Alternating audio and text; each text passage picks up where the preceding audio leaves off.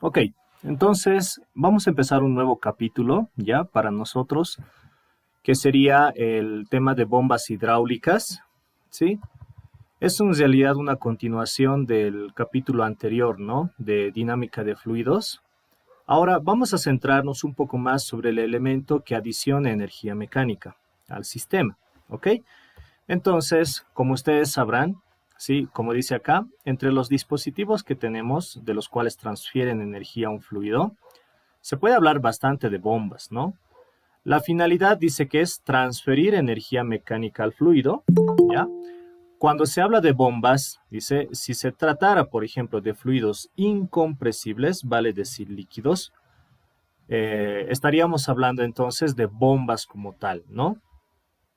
Pero si tenemos soplantes, ventiladores o compresoras, ya es cuando nos referimos a fluidos compresibles, es decir, gases, ¿ya? Entonces hay que diferenciar bien, ¿no? Las bombas generalmente son para los fluidos líquidos y los compresores, ¿ya? O soplantes son para los gases, ¿ya? Entonces hay que aprender a diferenciar lo que es una bomba de un compresor, ¿ok? Evidentemente ambos le adicionan energía al sistema, ¿ya? Pero la diferencia es que unos son para gases, como en el caso de los compresores, y los otros son para líquidos, como en el caso de los fluidos líquidos, ¿no? Entonces, nosotros decimos acá lo siguiente, ¿no? En el presente capítulo vamos a abordar temas relacionados a cómo seleccionar una bomba para diferentes situaciones, ¿ya? Y también en esa selección vamos a introducir un término que es nuevo para nosotros, pero muy clásico cuando se habla de bombas, ¿sí? Y es el efecto de la cavitación en un sistema de fluido incompresible, como dice acá, ¿no? Entonces, vamos a observar también que este efecto de la cavitación, ¿sí? Juega un papel muy importante, ya cuando tenemos que hacer la selección, por ejemplo, de una bomba o cuando incluso tenemos que instalar una bomba en un determinado punto, ¿sí? En base a la cavitación nosotros podemos definir algunos parámetros sobre su instalación, ¿ya? Entonces, a ver, lo que vamos a entender lo siguiente es que la altura, por ejemplo, desarrollada por una bomba, para nosotros que también se llama carga, ¿recuerdan? Para nosotros, la altura de una bomba también se llama carga. Sí, es la altura, dice, desarrollada por la bomba y esta se la puede determinar realizando un simple balance de energía entre un punto de succión y un punto de descarga de una bomba, ¿no? Entonces, por ejemplo, fíjense acá, esta es la ecuación general de la energía que yo pudiera aplicar en un punto inicial y en un punto final de una bomba, ¿ok? Imagínense que yo tuviera, por ejemplo, acá una pequeña bombita, ¿sí? Y a esta bomba le caracteriza dos puntos, ¿no? Que son el punto de succión y el punto de descarga, ¿sí? Ahora, si yo, por ejemplo, hago un balance entre el punto de succión y el punto de descarga, entonces puedo poner, ¿no? La presión de succión más la velocidad de succión al cuadrado, más la elevación de la succión, más la energía que aporta la bomba es igual a ¿qué? A la presión de descarga, velocidad de descarga y elevación de descarga, ¿no? Entonces, este es un estilo clásico para poder determinar la carga de una bomba. Sin embargo, recuerden que nosotros dijimos cuando hallamos el valor de la energía añadida de este HA, generalmente se prefiere y se recomienda un balance global, ¿no? Desde el inicio hasta el final.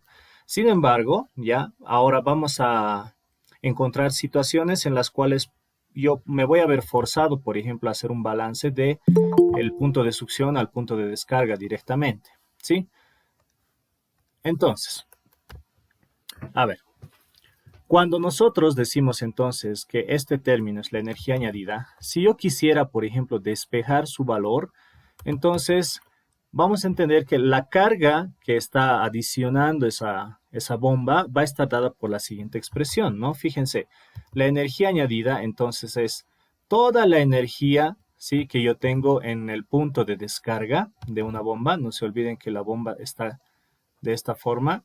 Aquí estaría el punto de succión y aquí estaría el punto de descarga, ¿no? Entonces sería toda la energía que se tiene en la descarga menos toda la energía que se tiene en el punto de succión, ¿ya? Entonces, en otros términos, nosotros podríamos englobar a este conjunto de términos y denominarle, por ejemplo, a este como la altura piezométrica en la descarga y la altura piezométrica en la succión, ¿no? Entonces, no se olviden, S y D para mí hacen referencia a la succión y descargas respectivamente, ¿ya? Entonces, en la resolución de problemas, ¿ya? El cálculo realizado, dice, para la determinación de la carga que desarrolla una bomba, es mucho más óptimo, como habíamos dicho, cuando hacemos un balance global, ¿no? ¿Por qué? Porque consideramos las pérdidas por fricción y las pérdidas menores, ¿ya? Entonces no se van a olvidar de eso. Ahora, cuando yo tengo una bomba trabajando en un determinado sistema, ustedes van a observar lo siguiente. En la curva, ¿ya? De funcionamiento de una bomba está dada por las siguientes gráficas. Miren, yo puedo hacer, dice, una gráfica de la carga que añade la bomba versus el caudal, ¿sí? Entonces, como dice acá, el funcionamiento de una bomba no depende únicamente de las características de la bomba, es decir, no depende únicamente de la potencia, ¿sí? Sino también depende de la carga que te puede añadir en función a un determinado caudal, ¿ya? Entonces dice acá, ¿no? Depende de las características también donde se instalará el sistema. Esto es muy cierto, ¿no? Porque no es lo mismo instalar una bomba, por ejemplo, a 10 metros de un determinado fluido que instalar otra bomba a 1 metro, por ejemplo, ¿sí?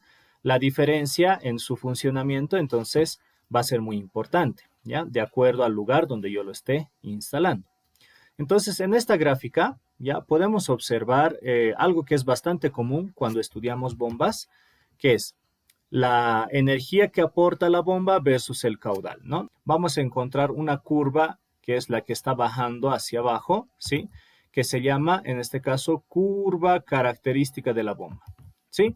Y esta curva característica de la bomba es algo muy, muy particular de cada bomba porque generalmente es un dato proporcionado por el fabricante, ¿sí? Es un dato que generalmente lo proporciona el fabricante porque es como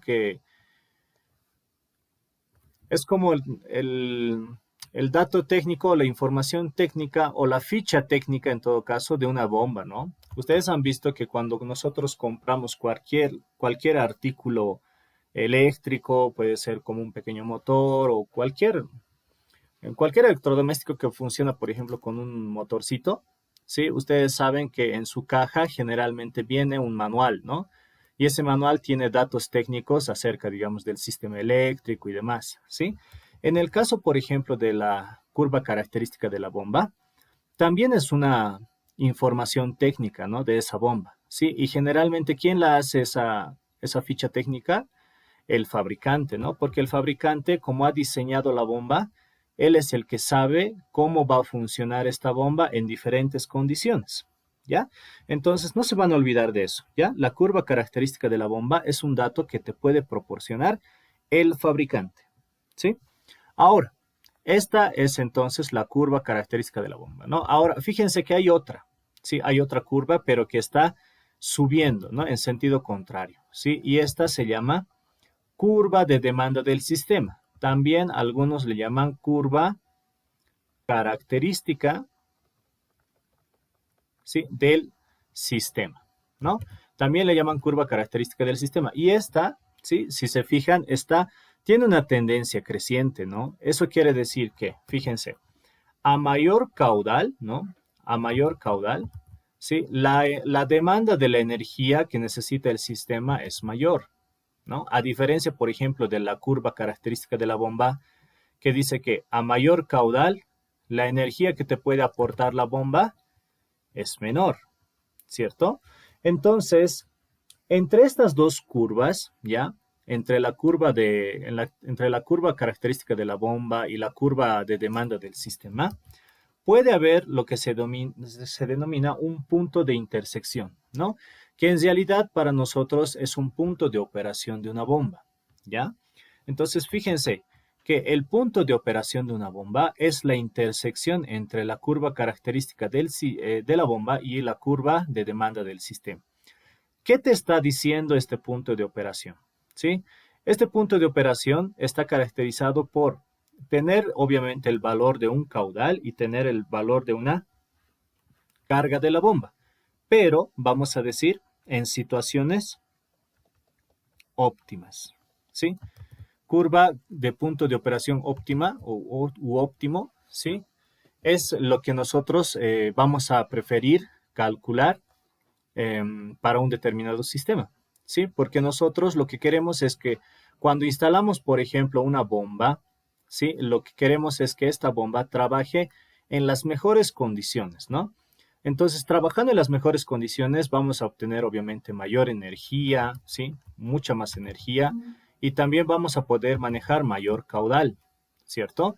Entonces, eso es lo que nosotros generalmente queremos, ¿no? En un sistema que trabaje en condiciones óptimas, en el caso de una bomba, ¿ya? Ahora, aparte de esto, ¿sí? Nosotros vamos a, dice, hablar un poco más del punto de operación de una bomba, que dice, ¿no? La bomba realiza el suministro de líquido por medio de tuberías con una altura estática delta Z, ¿sí? El desarrollo de la carga suministrada por la bomba debe contemplar la elevación estática, ¿ya? La elevación estática es cuando nosotros, por ejemplo, tenemos un pequeño tanque ahí y nosotros ya tenemos una bombita instalada y la queremos mandar a otro punto, ¿ya? Pero observamos que esta altura, ¿sí? Esta altura ya es como que una energía potencial que de por sí ya tiene el sistema, ¿no? Sin importar, por ejemplo, la presencia de la bomba, ¿sí? Si nosotros no contempláramos, por ejemplo, una bomba y este fluido se fuera así directamente, simplemente por la energía que tiene de altura, ya tiene entonces una elevación estática, ¿no? Ahora, sabemos que, pero, el fluido a través de estas tuberías, ¿sí? Va a tener que superar pérdidas de carga por fricción, puede que también existan algunos accesorios, entonces va a disminuir, ¿no? La energía que tiene esta. Entonces, todo eso es lo que hay que considerar cuando nosotros, por ejemplo, hagamos la instalación de una bomba en una tubería, ¿sí? Entonces, por eso es que nos habla de la carga estática o altura estática, porque la altura estática es como una energía extra, se podría decir, ¿ya? A lo que vendría a ser la adición de la energía aportada por la bomba, ¿sí? Entonces, mientras más carga estática tenga o más elevación estática tenga, yo también voy a poder agregar menor cantidad de energía, ¿no? No voy a necesitar mucha, ¿ya? Entonces, acá me dice, ¿no? La relación existente, ¿ya? Contempla una relación proporcional de caudal al cuadrado, ¿sí? Y eso es lo que decíamos, ¿no? Recuerden ustedes que el valor de HL, ¿sí? No depende directamente del caudal, ¿sí? De una forma lineal, como lo que teníamos en los casos de sistemas ramificados, ¿no? La carga de una bomba no depende directamente, o digo, la pérdida de carga no depende directamente del caudal, sino que más bien hay una dependencia de forma cuadrática, ¿sí?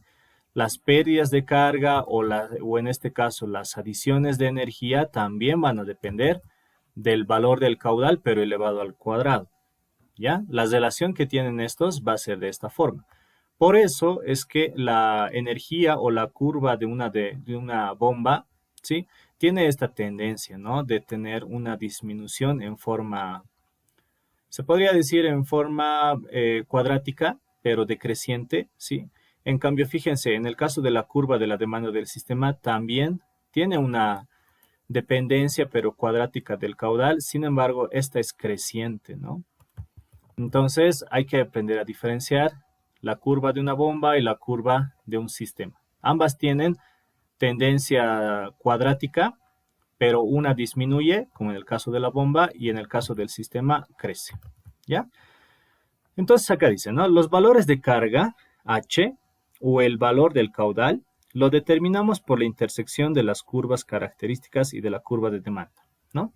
Entonces, como dijimos, en teoría, o sea, teóricamente, se presentan los valores máximos, ¿sí? Sin embargo, en la práctica no siempre puede ser así.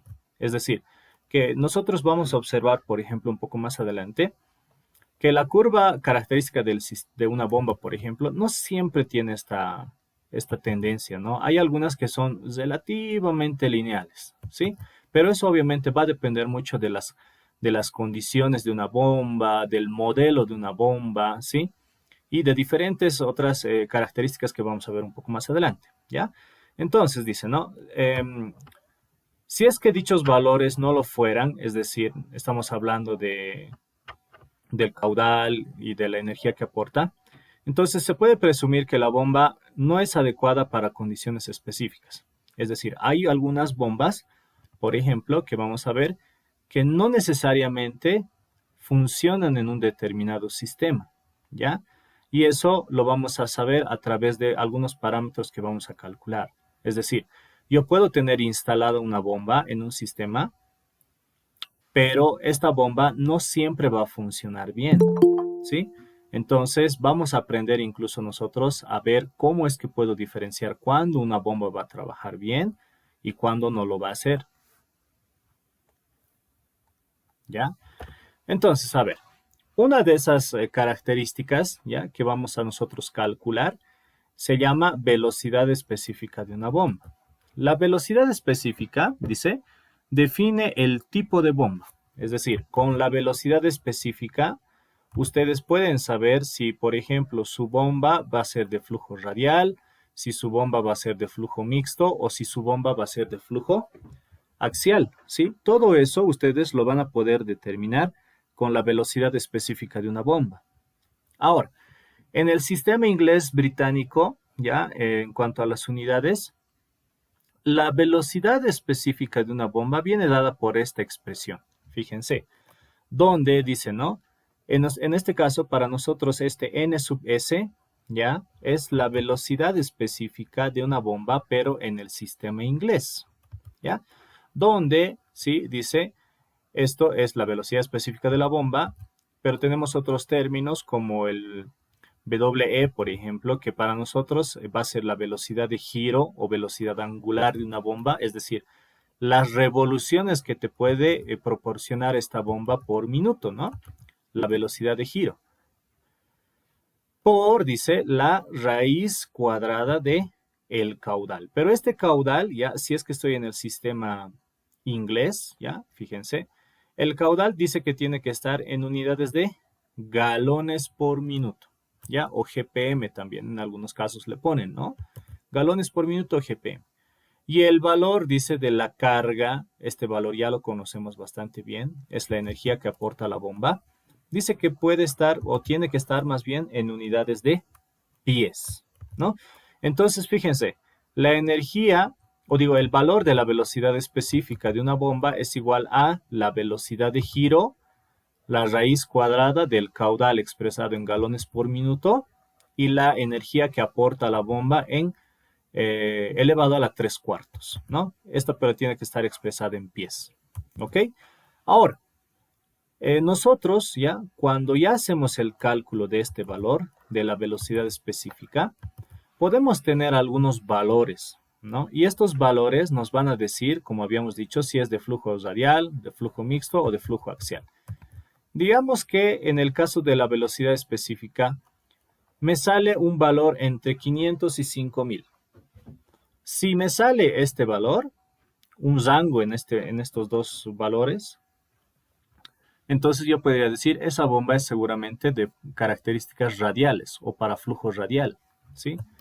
Si yo tuviera, por ejemplo, un valor que oscile entre 5000 y 10000, entonces esa bomba es mixta, de flujo mixto. Si el valor de la velocidad específica me sale entre 10000 y 15000, entonces estaríamos hablando de una bomba de flujo axial, ¿no? De características axiales. Entonces, en base a esto, yo voy a definir cómo tiene que ser la bomba, ¿no? De flujo radial, de flujo mixto, de flujo axial, ¿no? Entonces, acá estaríamos hablando, por si acaso, del tipo de bomba, ¿sí? Si en la pregunta, por ejemplo, nos dicen cuál sería el tipo de bomba adecuada para este sistema, Entonces, ¿qué tengo que hacer? Calcular la velocidad específica y ver en qué rango de valores cae, ¿no?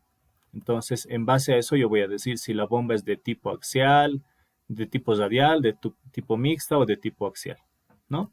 Esto, pero siempre y cuando yo esté en el sistema inglés, ¿no? En el sistema inglés yo puedo utilizar esta expresión, ¿ya?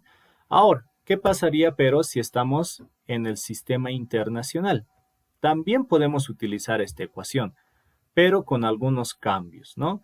Y los cambios van a ser los siguientes. Fíjense, la velocidad específica de una bomba en el sistema inglés, ya lo podemos hacer de la siguiente forma. Fíjense, dice, también tiene la velocidad de giro, también tiene la raíz cuadrada del caudal y también tiene la energía que aporta la bomba, ¿no? Pero con algunas diferencias.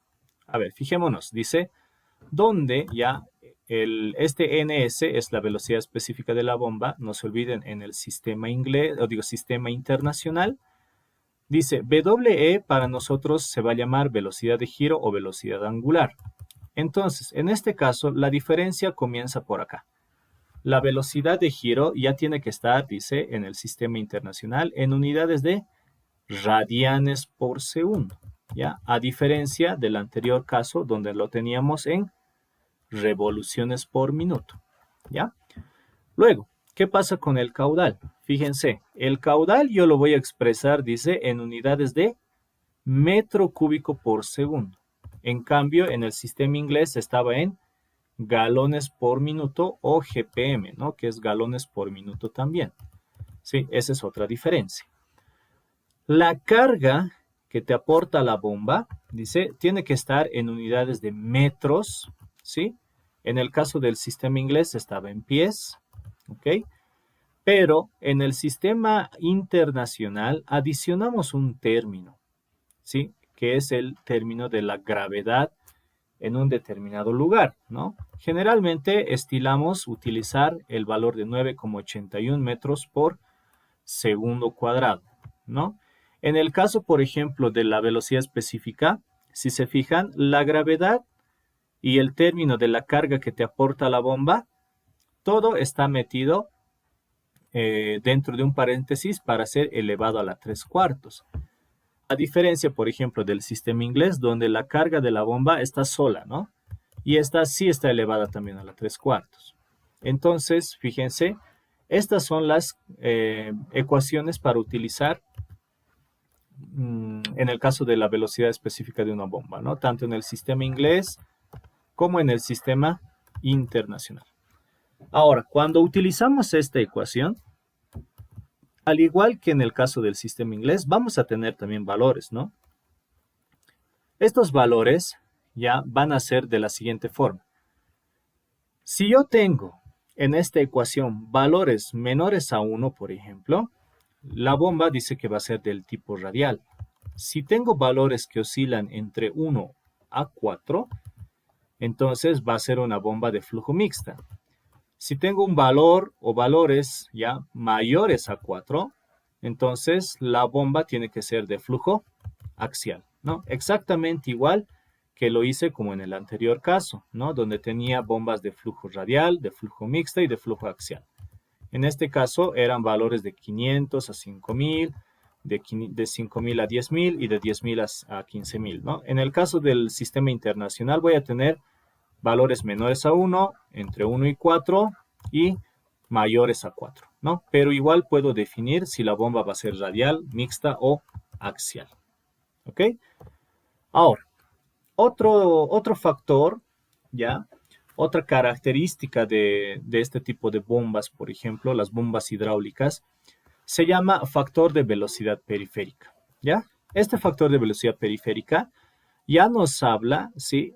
Del diámetro del impulsor, ¿sí? Es referido al diámetro del impulsor. Veremos para qué sirve.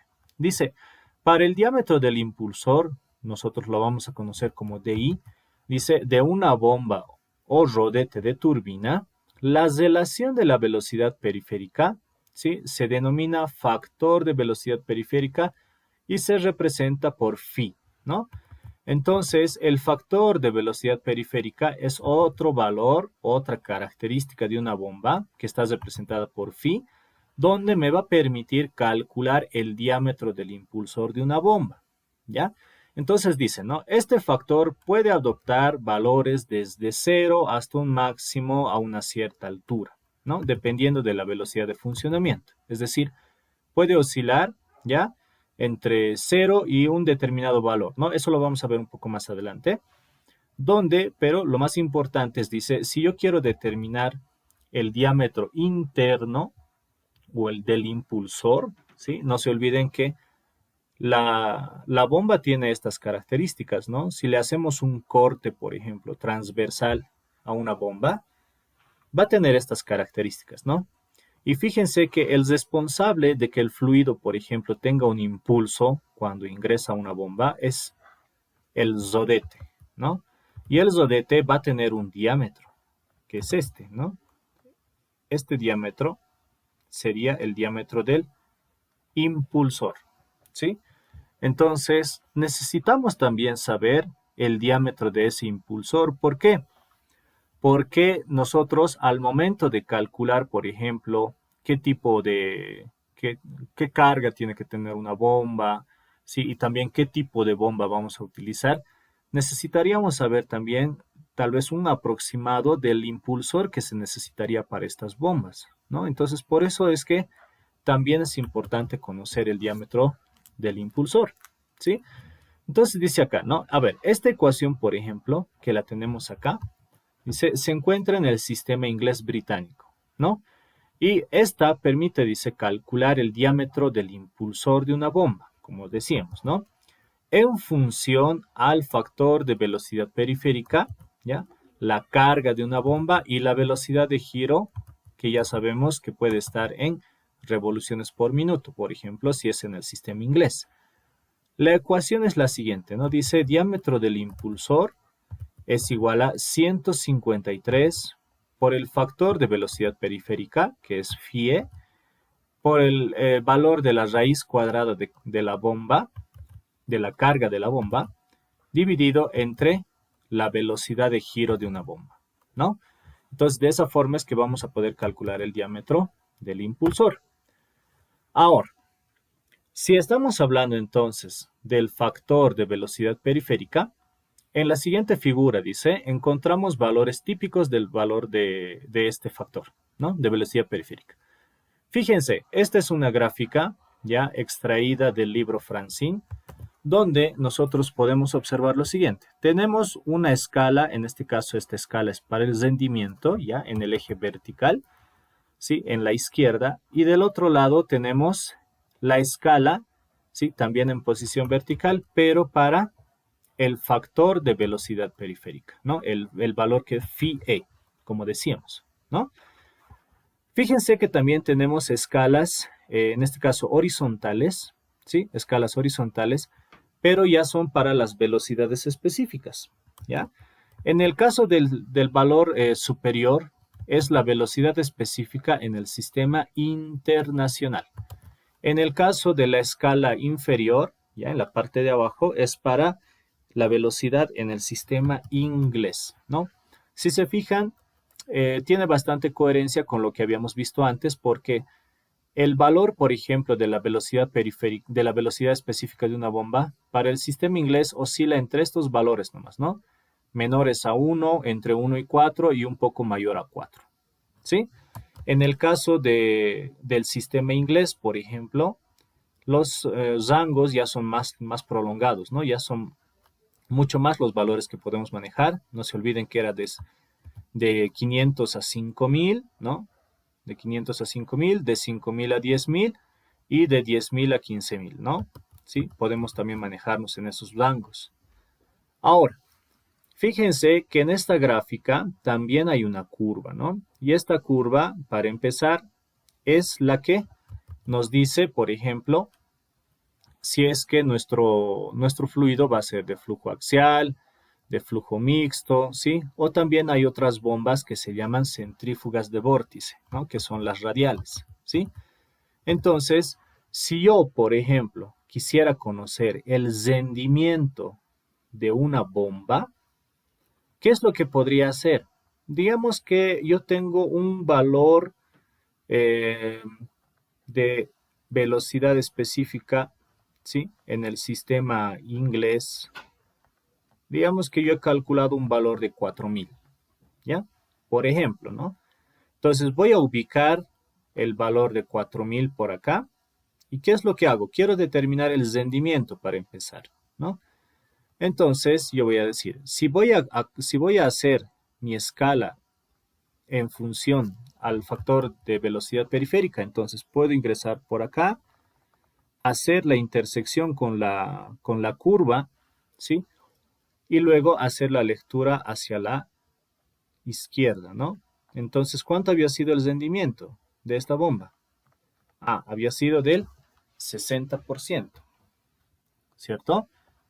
Ahora, si yo, por ejemplo, hiciera en el caso de, del sistema internacional, quisiera determinar el valor, ¿sí? El valor del rendimiento, ¿ya? Entonces puedo decir, a ver, digamos que a mí me sale la velocidad específica en el sistema internacional, un valor, digamos, de 1, ¿sí? Entonces ingreso por acá, este es el valor 1, ¿sí? Y luego bajo, ¿no? Bajo hasta acá, intersecto con la curva de la velocidad, del factor de velocidad periférica y luego hago también la lectura, ¿no? Quizá en este caso el rendimiento es alrededor del 58, quién sabe, ¿no? Ahorita no puedo rayarlo recto todavía, pero si lo rayamos con una regla, entonces quizá va a ser 58, ¿sí? 57, ¿ok? Entonces de esa forma también puedo determinar el rendimiento de una bomba en función a la velocidad específica, ¿ya? Y también en función a al factor de velocidad periférica, ¿sí? Ahora, en el tema de cavitación de bombas, por ejemplo, es una característica muy especial de una bomba, ¿sí? Donde ya nos dice que la cavitación es un factor muy importante en el funcionamiento de una bomba, dice, ¿no? Y hay que evitarlo siempre. A ver, en el caso, por ejemplo, de la cavitación, estoy seguro que esto ya lo han escuchado en laboratorio, ¿no? Donde recuerdo que había una práctica que hacíamos en el sistema hidráulico, donde teníamos que calcular si la bomba cavitaba o no cavitaba en función a diversos parámetros, ¿no? Entonces, hacer el cálculo ya de las características de cavitación de una bomba pueden ser incluso un tanto teóricas y ampulosas, ¿no? Pero había otra forma más sencilla de identificar si una bomba está cavitando o no. ¿Alguien recuerda en laboratorio? Cuando el ingeniero Góngora les decía si una bomba cavita, tiene que haber una característica especial cuando funciona. ¿Les ha comentado alguna vez, en algún momento?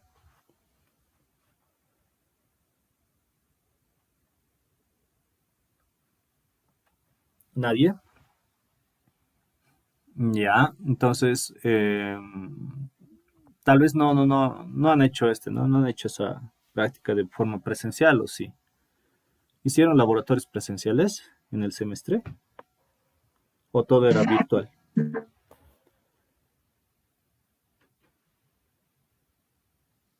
Presencial, Eric. Presencial, ya. ¿Y hablaron de cavitación, quizá en algún momento? Recuerde que es casi al final nomás del laboratorio.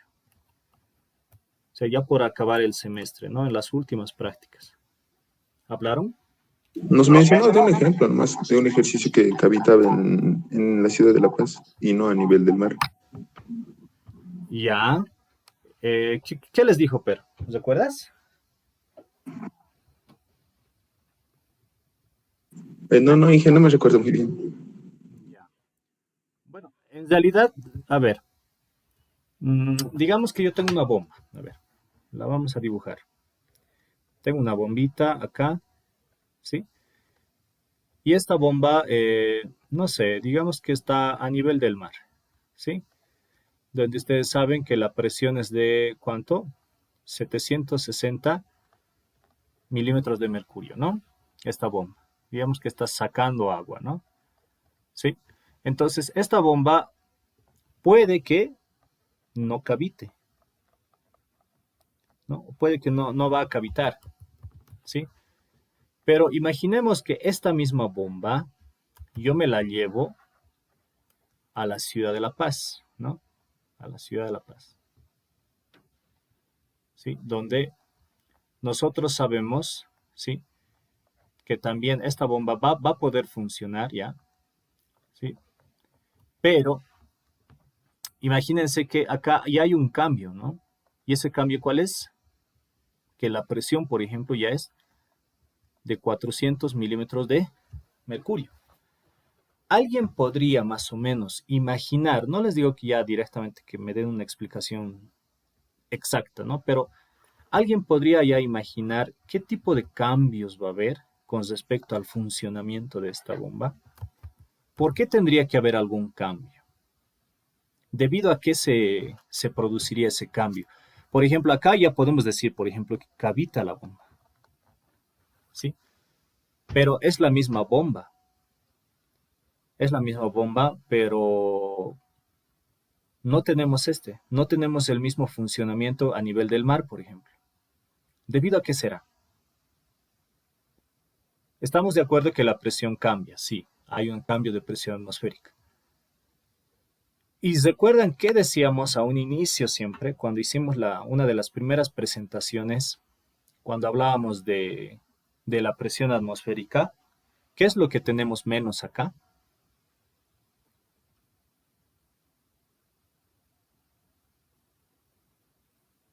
En nuestro medio, en la ciudad de La Paz, en la ciudad del Alto, en la del Alto todavía menos, ¿no? ¿Qué es lo que menos hay?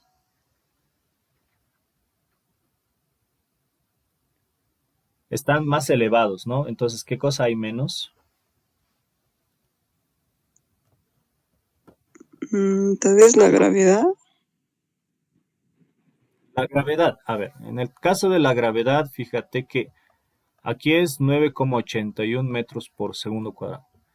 En el caso de La Paz y del Alto, más o menos debe ser 9,775, ¿no? Fíjate que no existe gran diferencia. No hay mucha diferencia entre La Paz y a nivel del mar. Obviamente hay diferencia, pero esta es poca, ¿no? No es mucha. Entonces, el efecto de la gravedad, por ejemplo, no es tan importante. No digo que no digo que no totalmente, pero no es muy importante a diferencia del otro factor que les quiero, que les quiero sacar, digamos, ¿no? Para que se acuerden. Menos columna de aire. Menos columna de aire. Exactamente. En este caso, por ejemplo, eh, a ver, ¿cómo le hacemos? Aquí lo voy a rayar, ¿ya?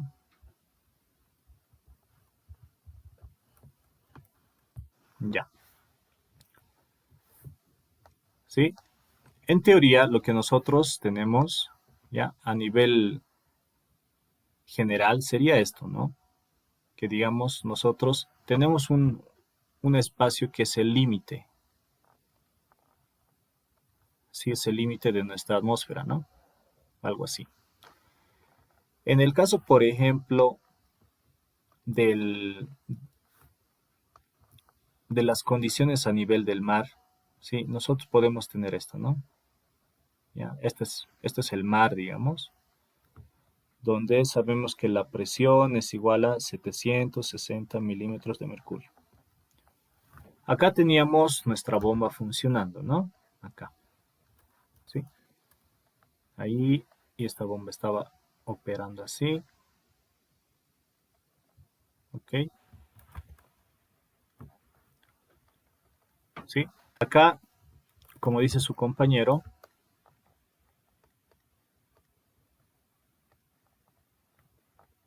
sobre esta columna, perdón, sobre esta bomba tengo una columna de aire. ¿Sí? Ok, el aire es importante. ¿Sí? Ahora, cuando nos trasladamos, por ejemplo, a la ciudad de La Paz, ya no están a la misma altura, ¿no? Ya estamos más elevados. ¿Sí? Aquí tenemos la misma bomba.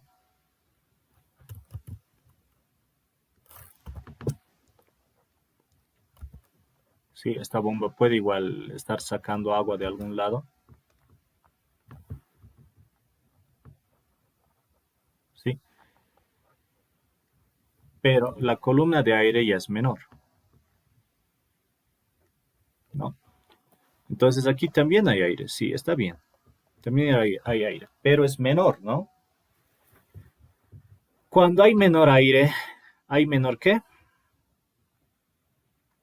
De nitrógeno y oxígeno. Ahora, fíjense que toda esta columna de aire, ¿ya? Toda esta columna de aire, lo que hace es actuar como un sistema refrigerante, ¿sí? Entonces, fíjense acá, a ver, yo voy a ingresar al internet, vamos a sacar una bomba. Hay diferentes equipos mecánicos, motores y etcétera, etcétera, que tienen estas aletitas. ¿Alguien sabe para qué funciona o para qué sirve? Un compañero escribió en el chat que son aletas que disipan el calor. Estas aletas lo que hacen es disipar el calor. Ustedes saben que cuando en este elemento mecánico lo que hace es ingresar una cantidad de cociente, ¿no? Ingresa una cantidad de cociente y obviamente eso hace que gire el impulsor, ¿ya? Y como es un elemento eléctrico, entonces genera calor, ¿no? Entonces la bomba no puede mantenerse caliente todo el tiempo, tiene que tener algún medio de disipación de calor, como dice Jesuit. Entonces esa disipación de calor lo hace a través de estas aletas, ¿ya? Disipa el calor, ¿sí? Entonces, imagínense que yo a nivel del mar, por ejemplo, ¿sí? Tengo una gran columna de aire. Va a tener un sistema, o bueno, va a tener un proceso de refrigeración o proceso de enfriamiento mucho mejor, ¿sí? Como este motor se calienta, como esta bomba se calienta, en un lugar donde hay mayor cantidad de aire, entonces em, la disipación de calor va a ser mucho más efectiva, a comparación de nuestro medio. En nuestro medio, ¿qué tenemos menos? Tenemos menos aire. Si hay menor aire, entonces la capacidad de enfriamiento, ¿sí? De esta bomba va a disminuir. ¿Por qué? Porque ya no tenemos tanto aire como para que se pueda refrigerar de forma adecuada, ¿no? O para que se pueda enfriar de forma adecuada. Entonces, ¿qué se le puede hacer, por ejemplo, a esto? Para igualar el mismo funcionamiento. Digamos que esta bomba a nivel del mar funciona con un 85% de rendimiento.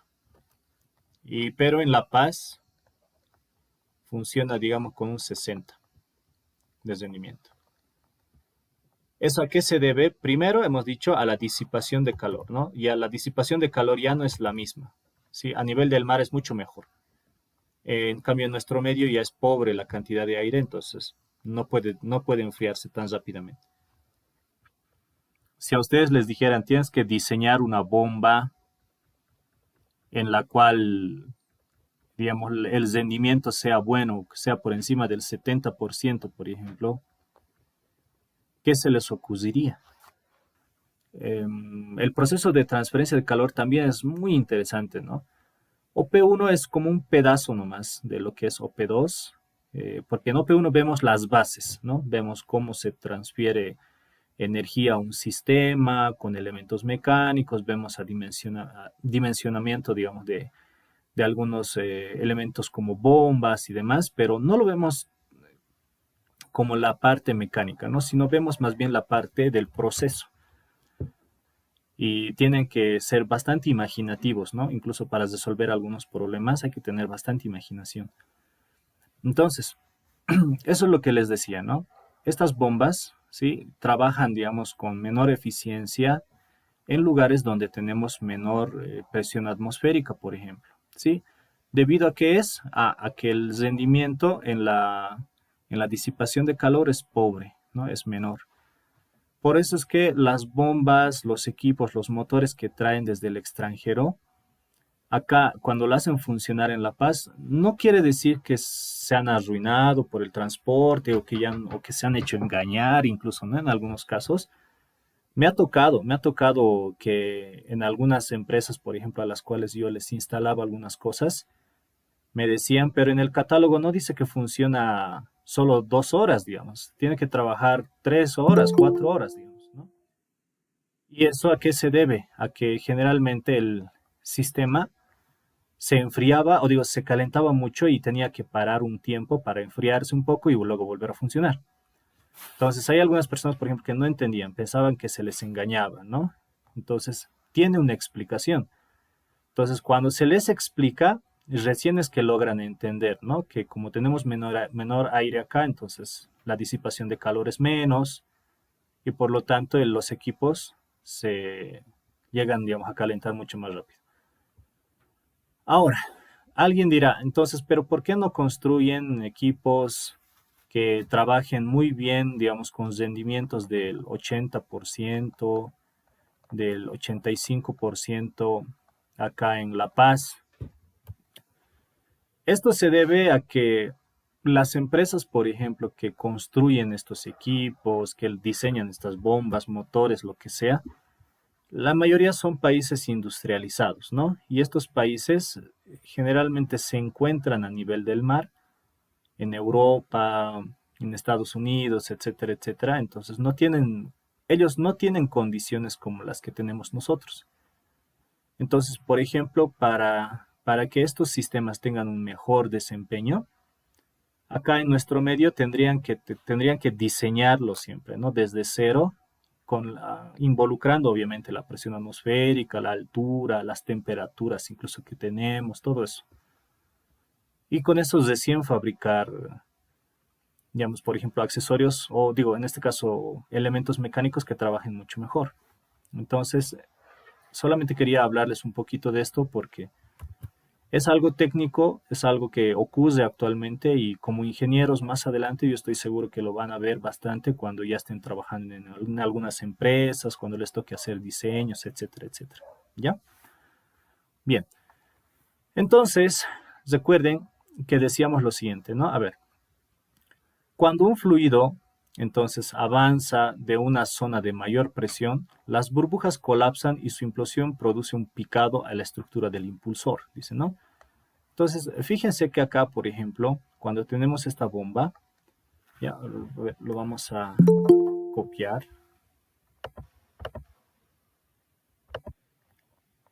Entre la presión de descarga y la presión de succión, ¿cuál tiene mayor presión?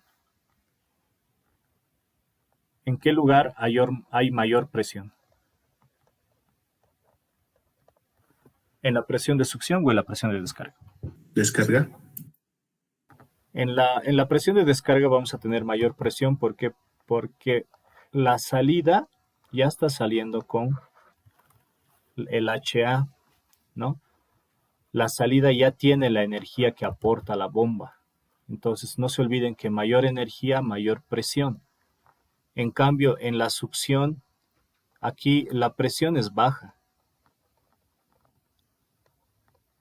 ¿Por qué? Porque la presión acá, en algunos casos, incluso es negativa, ¿no? Presión baja o negativa, ¿por qué? Porque el agua tiene que ser aspirada, ¿no? Para poder ingresar a la bomba. Entonces, ¿la bomba qué le hace? Le aporta la energía mecánica, la energía o la carga de la bomba y por eso puede salir por este lado ya con mayor presión y porque ya tiene la energía suficiente, ¿no? Entonces, esto es muy importante. Ahora, en algunos casos, cuando la presión es demasiado baja también, ya estamos diciendo que puede ser presión baja o incluso negativa. Hay algunos casos cuando la presión es muy baja, ¿sí? Entonces, ¿qué pasa con el agua? Cuando la presión es demasiado baja, la temperatura de ebullición del agua disminuye. Si la temperatura de la ebullición va a disminuir, entonces aquí se van a formar pequeñas burbujas. Pequeñas burbujas se van a formar. ¿Y esas burbujas de qué van a ser? Del vapor del agua, ¿sí? Del vapor del agua. Aquí ya va a haber presión de vapor, porque la temperatura ya es muy baja, entonces la temperatura de ebullición está disminuyendo y se están formando burbujas. Estas mismas burbujas van a llegar hasta acá. A ver, lo voy a hacer de otro color. Van a llegar hasta acá. Hasta aquí, ¿sí? Entonces, ¿qué va a pasar acá? Aquí también van a salir estas mismas burbujas, pero le voy a hacer un zoom, ¿ya? Vamos a ver, vamos a hacer un zoom acá. Y lo que va a pasar es lo siguiente. Esta burbuja como que se comprime, ¿no? Se comprime y luego pasa a un punto donde ya se está deformando la burbuja y luego, ¿qué es lo que pasa? Explota. Cuando esta burbuja explota, ¿sí? Forma lo que se llama ondas de calor, ¿ya? Disipación de energía. Y eso es lo que llega a maltratar esta parte, ¿sí?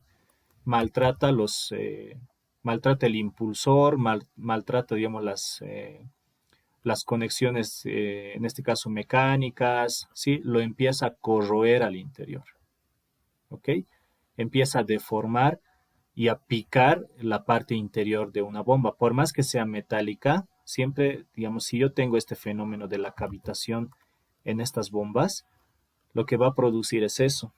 Por el efecto, digamos, de la mayor presión en la descarga, como hay mayor presión, va a aplastar las burbujas y lo que va a hacer es implosionar, ¿no? Y estas implosiones lo que generan al interior es picaduras o grietas también en las bombas. Entonces, en esos casos, el sistema estaría cavitando, ¿sí? Ahora, alguna vez, quizá alguno de ustedes, cuando estaba, por ejemplo, cerca de unas tuberías, digamos, ha debido escuchar como unas piedritas que se tienen. No sé si alguna vez les ha pasado, pero a mí, cuando yo iba al laboratorio de OP1, unas 2 o 3 veces pasó que escuchábamos las tuberías y era como si estuvieran caminando unas piedras adentro. Le preguntamos al ingeniero qué era y obviamente él nos dijo que estaba cavitando la bomba. No entendíamos muy bien todavía el concepto de cavitación, pero nos dijo está cavitando. Entonces, al averiguar un poco más, nos dimos cuenta de que habían, por ejemplo, burbujas que ya estaban formándose y esas piedritas que nosotros escuchábamos eran como pequeñas implosiones de las burbujas, ¿no? Entonces, parecía que eran piedras, pero en realidad eran pequeñas implosiones que se producían al interior de la tubería. Entonces, obviamente estaban corroendo el sistema, ¿ya? Y había que arreglarlo, ¿sí? De esa forma es que se produce, por ejemplo, el fenómeno de la cavitación, ¿no? Entonces, a ver, vamos a continuar. Dice acá, ¿no? Las burbujas colapsan y su implosión produce un picado en la estructura, dice, ¿no? Del impulsor, ¿sí? La cavitación puede ocurrir con mayor frecuencia, dice, cerca de la salida de los impulsores de flujo radial y flujo mixto, ¿no? Donde alcanzan velocidades mayores para poder determinar si el sistema cavita o no. Y se llama NPCH, ¿no? NPCH, Net Positive Suction Head, ¿no? En inglés, que traducido significa la altura neta positiva de succión, ¿no? ¿Qué es esto? Dice, es la carga o presión absoluta mínima que debe haber en la succión de la bomba para evitar problemas en su funcionamiento, tales como la cavitación. ¿Ya? Entonces, fíjense, voy a tener dos casos, un primer caso y un segundo caso. En el primer caso, ¿qué es lo que tengo? Fíjense, yo tengo una bomba y esta bomba está por debajo del nivel del fluido, ¿no? Es decir, el tanque está en la parte de arriba y la bomba está en la parte de abajo. En el segundo caso, fíjense que yo tengo al revés. La bomba está por encima del tanque y el tanque obviamente está por debajo de la bomba. Ahora, cuando yo quiera calcular el valor del NPCH, entonces lo voy a hacer a través de esta ecuación, ¿ya? De esta ecuación, donde dice acá, ¿no? El valor del NPCH disponible, ¿ya? NPCH disponible es igual, dice, a la presión de origen absoluta entre peso específico menos la presión de vapor, ¿ya? Menos esta presión de vapor sobre peso específico, también se la conoce como altura de saturación, ¿ya? Después vamos a ver de dónde sacamos este valor. Menos, dice, menos la pérdida de carga total, ¿no? La pérdida de carga total. Pero fíjense que tiene el subíndice 1. Recuerdan que dijimos solamente va a ser desde el tanque hasta la bomba, ¿sí? Desde el tanque hasta la bomba, ¿sí? No tengo nada más, ¿no? Esto solo es hasta la bomba, por si acaso, ¿sí? Vale decir, este HL1 total es igual a que al HL por fricción más el HPM, ¿no? Por accesorios, por si acaso, ¿sí? Este HL1 es para fricción y para accesorios, ¿ya? Ahora, aquí hay un término muy interesante. Dice más menos HS. Más menos HS, ¿qué significa? Puedo tener una situación, recuerden, en la que el valor, por ejemplo, de la pérdida de carga es, o digo, sí, puedo tener un valor, por ejemplo, de HS en el cual el tanque está por encima de la bomba. Y hay otro caso en el cual está por debajo, ¿no? ¿Cuándo voy a utilizar por debajo? ¿Cuándo voy a utilizar el signo menos? El signo menos, dice, se utiliza cuando yo tengo el tanque por debajo. Fíjense acá, en el gráfico mismo está, ¿no? Dice, este valor ya va a ser negativo cuando el tanque esté por debajo, ¿ya? Y va a ser positivo cuando el tanque esté por encima, ¿sí? No hay problema. Cualquiera de los dos criterios, ya sea del tanque o de la bomba, se puede adoptar, ¿no? Porque yo también puedo decir, va a ser positivo cuando la bomba está debajo y va a ser negativo cuando la bomba está por encima. O pueden decir también, va a ser positivo cuando el tanque está encima y va a ser negativo cuando el tanque está debajo. Cualquiera. Sí, pueden utilizar como referencia su tanque o su bomba. No hay problema siempre y cuando cumplamos las disposiciones de esta gráfica. ¿Sí? Ahora, si yo, digamos, hago el reemplazo de mis ecuaciones, ¿sí? Voy a calcular esto, digamos, esto lo voy a sacar de una tabla, esto también lo voy a calcular, esto lo voy a ver del gráfico. Entonces, al final voy a obtener un valor, ¿no? Y ese valor lo voy a comparar con ¿qué? Lo voy a comparar con esto. Miren, dice, el dato calculado siempre va a ser el NPCH disponible, ¿no? Y el dato del NPCH requerido dice que es proporcionado por el fabricante. Si es que mi NPCH disponible me sale mayor que el NPCH requerido, entonces el sistema no cavita. ¿Ya? Vuelvo a repetir. Si el NPCH disponible es mayor que el NPCH requerido, entonces el sistema no cavita. El NPCH requerido, generalmente vamos a obtenerlo de dato porque es algo que el fabricante nos proporciona. En cambio, el NPCH disponible es algo que yo voy a calcular. ¿Con qué? Con esta ecuación. ¿Ya? Ahora, como dice acá, ¿no? Haciendo un análisis sobre las figuras anteriores, se puede ver que las bombas en serie muestran una tendencia a aumentar la carga, mientras que las bombas que operan en paralelo tienden a incrementar el caudal. Eso ya habíamos dicho. En la instalación de las bombas en serie o en paralelo es muy importante las características de la altura, dice, versus el caudal, sean bastante parecidas o mejor que sean idénticas, ¿no? Es decir, las bombas, estas, tienen que procurar que sean idénticas, ¿no? Es decir, del mismo modelo, de la misma potencia, etcétera, etcétera, ¿no? Para evitar problemas, ¿no? Como dice acá, con lo que la otra bomba llegaría a ser un estorbo más que una ayuda, es lo que decíamos, ¿no? En el caso, por ejemplo, de las bombas en paralelo. Ya. Una Sí. consulta. En las bombas en paralelo, ¿la longitud de las tuberías tiene que ser la misma al salir de la bomba? Ya. Es muy buena pregunta. No necesariamente. No necesariamente tienen que ser las mismas. ¿Por qué? Porque, a ver, digamos que yo tuviera este tipo de disposición. Digamos que yo tengo una bomba acá y otra bomba acá. Aquí aparentemente la bomba de abajo parecería que va a hacer más ¿no? Más trabajo. O sea, va a hacer que el fluido recorra una mayor trayectoria. ¿Sí? Pero fíjate que esta línea con esta línea tienen algo en particular. ¿Qué se llama? La línea uno y la línea 2, digamos, están en configuración. ¿Qué sería? ¿Están en serie o en paralelo? En paralelo. En paralelo. ¿Y qué pasa cuando dos líneas están en paralelo? ¿Qué pasa con las pérdidas de carga? Que son iguales. Exacto.